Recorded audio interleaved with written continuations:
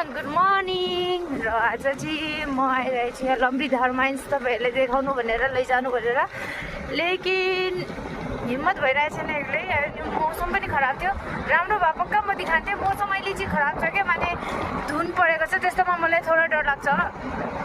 त्यस्तोमा चाहिँ थोडा डर लाग्छ। अनि म मेरो धक्केर गइरहेको छु। मलाई चाहिँ थोडा डर लाग्छ भने के भने अहिले यहाँ सुनसान छ, कोही छैन कि, कोही आएको छैन, त्यही कारणले डर लाग्छ भित्र जानु लागि। एक सेकेन्ड देखाउँछु ल म त्यो खण्डर। एउटा त देख्दैन पो रहेछ क्या एकछिन।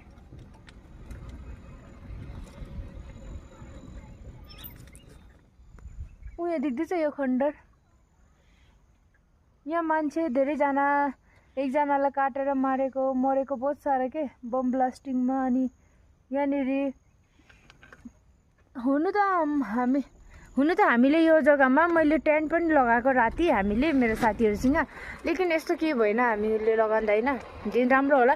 अनि एकजना भाइहरूले लगाएको थियो, राति बच्चा पुरा रुने आवाज आयो अरे हो, बच्चाहरू रुने आवाज आयो अरे। अनि एकजनालाई चाहिँ साथी, यो चाहिँ मेरो आँखाको सामने है, माने मेरो साथीहरू दुईजना, उनीहरूलाई चाहिँ माने उनीहरूले गाली गलोज गर्दाखेरि पुरा केही सामने आएर एउटा औरतको चिक यति भयङ्कर, अनि औरतको चिक लागेर ऊ बिमार परेको छ। हिजो अस्तिसम्म बिमार भएर झारफुक गराउँदै हिँड्दै थियो हो, झारफुक गराउँदै हिँड्दैछ। अहिले चाहिँ ऊ ठिक छ, माने उसकै सामने यहाँबाट चिल्लाटा मारेको।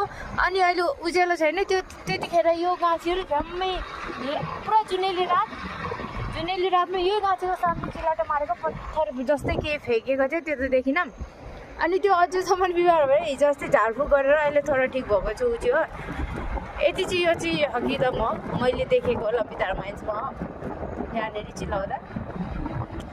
अरू त के भन्नु, अरू थाहै छैन।